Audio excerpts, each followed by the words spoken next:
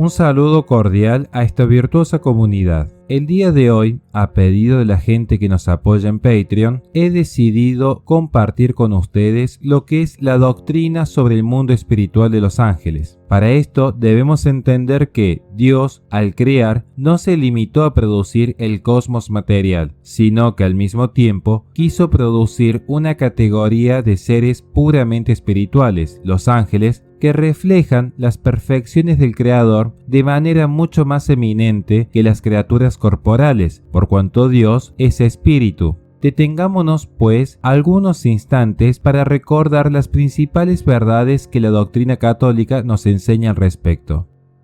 Tanto la Sagrada Escritura como la tradición nos revelan que la naturaleza del ángel es puramente espiritual, lo cual significa que no tienen cuerpo, por muy sutil y etéreo que se lo suponga.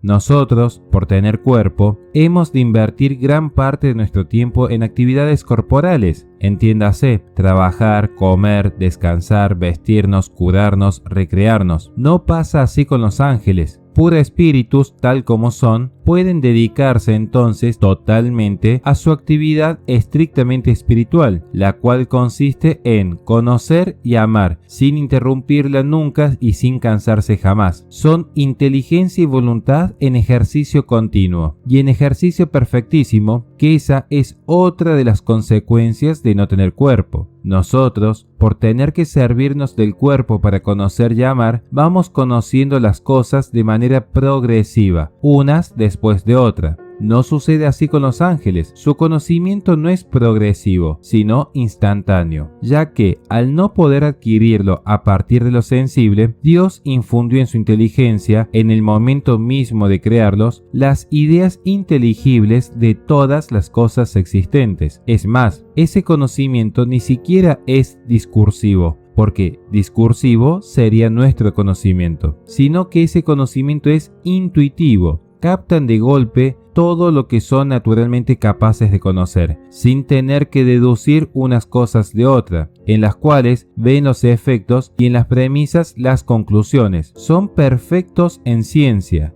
En ese sentido, solo pueden aprender las verdades de orden sobrenatural por revelación divina o las que un ángel superior pueda comunicarles por iluminación. Y puestos que son tan perfectos de acuerdo a su naturaleza y su esencia en su ciencia, su voluntad se ve totalmente esclarecida al momento de tomar una decisión. Esto es importante remarcar en tanto y en cuanto que el ángel no es omnisciente como Dios, sino que es perfecto de acuerdo a su propia esencia y naturaleza. De allí que, si el entendimiento del ángel conoce de golpe todo lo que es capaz de conocer, su voluntad es igual de perfecta, capaz de tomar decisiones definitivas. Pues cuando decide algo, el ángel tiene en cuenta todo lo que puede influir en esa decisión. Por eso, si un ángel elige el mal tal como hicieron los caídos, ya no es capaz de arrepentirse. Las mismas consecuencias y castigos a que se exponen ya le eran conocidas antes de decidirse. Al igual que los hombres, los ángeles fueron creados en gracia, esto es, elevados al orden sobrenatural, pero en estado de prueba, sin poseer todavía su fin, que debían merecer por actos propios. Es decir, aún no tenían la visión beatífica plena, pues de otro modo algunos de ellos no podrían haber pecado. Dios no los creó directamente en el cielo con la visión beatífica, porque quiere que las criaturas espirituales, inteligentes y libres merezcan la felicidad eterna mediante sus propios actos y manifiesten espontáneamente su amor a Dios orientándose por sí mismas bajo la influencia de la gracia hacia la felicidad a que Dios las destina. Así pues, al igual que el hombre, los ángeles recibieron la propuesta de la felicidad eterna del cielo que debían alcanzar por la fidelidad a la gracia recibida en su creación. En esta propuesta, Dios reclamó a los ángeles la aceptación de la realeza del Verbo encarnado. Para ello les reveló con toda la claridad que exige el conocimiento angélico, pero aún bajo el velo de la fe, el inefable misterio de la encarnación del Verbo. La segunda persona de la Trinidad se haría hombre para ser el pontífice de la creación, el encargado de llevar toda creación hacia Dios. Todos tendrían que haber respondido: ¿quién es como Dios para que no lo amemos y no nos sometamos a esta proposición, que es la manifestación de la caridad infinita de Dios hacia sus criaturas espirituales? Sin embargo, lamentablemente, muchos de los ángeles, como Luzbel a su cabeza, se rebelaron contra Dios por orgullo y por envidia. Fue por orgullo que Lucifer sintió como disminuida su excelencia, por cuanto, siendo él el ángel superior, a él le habría correspondido ese ministerio de pontífice entre Dios y las criaturas. Y fue por envidia que se entristeció de que el Verbo le arrebatara ese ministerio tan noble y elevado. La desordenada complacencia en sí mismo arrastró a Lucifer y en pos de él a un cierto número de ángeles a una elección negativa. Non serviam. ¿Por qué tengo que adorar a Dios en una naturaleza humana? Tener que recibir un complemento de gracia y de gloria de una naturaleza que me es inferior. ¿No es trastocar el mismo orden que tú mismo, oh Dios, has establecido de que los seres superiores gobiernen a los inferiores? No acato esa condición. Esto pareciera ser el pensamiento de todo ángel caído. El resultado fue inmediato. Al punto perdieron la gracia santificante y fueron precipitados a las tinieblas y al fuego del infierno para siempre, ya que permanecen eternamente en su mala elección. Como Dios todo lo hace con orden, también estableció un orden en el mundo de los ángeles, que denominamos con el término de jerarquía angélica. Por él se designan los tres grupos más generales que se distribuyen los ángeles, a los que se les suele dar el nombre de jerarquía suprema, jerarquía media y jerarquía inferior, en conformidad con la mayor o menor semejanza con Dios en el ejercicio de sus propios ministerios. Santo Tomás de Aquino compara estas tres jerarquías a las tres órdenes que se reduce en una ciudad la gran variedad de personas y oficios, a saber, la clase alta, constituida por los magnates, la clase ínfima, formada por la plebe, y la clase media, situada entre las dos anteriores. La clase alta viene a ser la primera jerarquía, la de los ángeles contemplativos, los más cercanos a Dios, cuya función es asistir a Dios y contemplar en él la razón de todas las cosas que deben hacerse según los planes divinos. La clase media viene a ser la segunda jerarquía, la de los ángeles gobernantes, que reciben de la primera jerarquía las órdenes de lo que debe hacerse, tal como lo ha contemplado en Dios, y disponen así de todas las cosas en orden a su ejecución según el plan divino. La clase ínfima viene a ser la tercera jerarquía, la de los ángeles ejecutores, que llevan a la práctica lo que la primera jerarquía ha contemplado en Dios y la segunda jerarquía ha mandado ejecutarse. A su vez, cada una de las tres jerarquías se divide en tres órdenes o en tres coros, que son distintos grados de realizar la función propia de cada una de las jerarquías. Tenemos así un total de 9 coros angélicos, cuyos nombres figuran en la Sagrada Escritura. De ángeles y arcángeles se habla en cada página de la Sagrada Escritura. A los querubines y serafines los nombran los profetas, y los otros 5, que son virtudes, potestades, principados, dominaciones y tronos, se encuentran en las epístolas de San Pablo a los Efesios y Colosenses. Cada uno de estos coros indica una diferencia de tanto de perfección como de funciones. Así, los ángeles, cuyo nombre significa nuncio, mensajero, anuncian y ejecutan en el orden material y humano las cosas mínimas. Por su parte, los arcángeles, cuyo nombre significa ángel príncipe, anuncian y ejecutan cosas más grandes. Las virtudes, cuyo nombre significa poder, realizan los milagros y prodigios en el mundo corporal.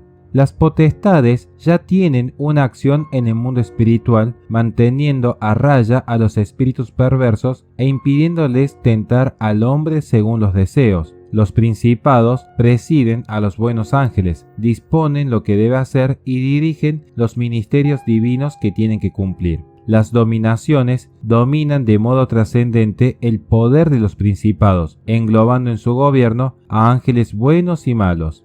Los tronos asisten a los juicios divinos, sirven de sede a Dios y son los ejecutores de sus decretos. Los querubines, cuyo nombre significa plenitud de ciencia, contemplan de más cerca la claridad de Dios y poseen la plenitud de la ciencia. Y finalmente los serafines, cuyo nombre significa ardor o incendio, los más cercanos aún del Creador, son un fuego incomparablemente ardiente e incandescente de amor.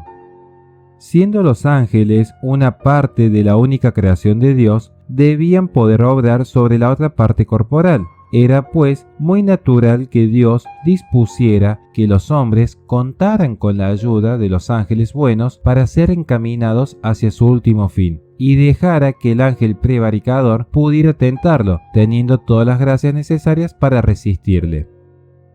Al respecto, en primer lugar, a los ángeles buenos les toca un papel importante en el gobierno divino, y dentro de este gobierno ha querido el Señor que tuvieran un cuidado especial de los hombres. Por esta razón, Dios designa a cada hombre, desde su nacimiento, un ángel custodio que, sin dejar de contemplar el rostro de Dios, vela continuamente por la persona asignada. La influencia y ayuda de los ángeles buenos sobre el hombre es una verdad continuamente atestiguada en las Sagradas Escrituras. Algunos ejemplos pueden ser: el pueblo hebreo fue sacado de la esclavitud de Egipto por la acción del ángel de Dios, que fue el encargado de dar muerte a los primogénitos y de guiar a los hebreos en su salida de Egipto y en el paso del Mar Rojo. El arcángel Rafael asistió de múltiples maneras a la familia de Tobías y a la de Sara, siendo para ellos instrumento de la providencia divina. El misterio de la encarnación del Señor se realizó con la intervención frecuente de los santos ángeles. Se observa esto tanto en la anunciación a la Virgen de la elección de Dios para que sea la madre de nuestro Señor, como también en la manifestación del nacimiento del Salvador a los pastores, como así también el aviso que se le da a San José del peligro que le acechaba al divino infante por parte de Herodes.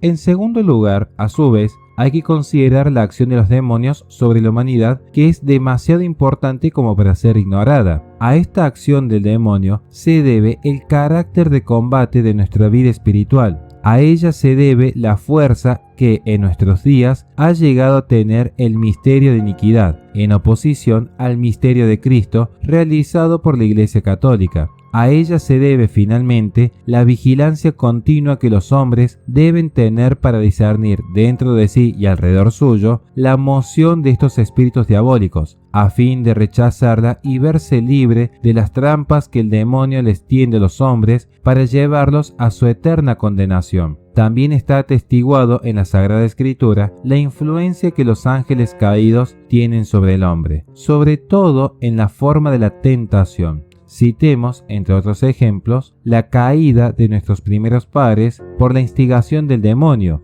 la historia de Job, que nos muestra cómo Dios da permiso al demonio para que ponga a prueba a este varón justo, tanto en sus bienes externos como en su propia persona. O también las tentaciones a que nuestro Señor quiso someterse en el desierto.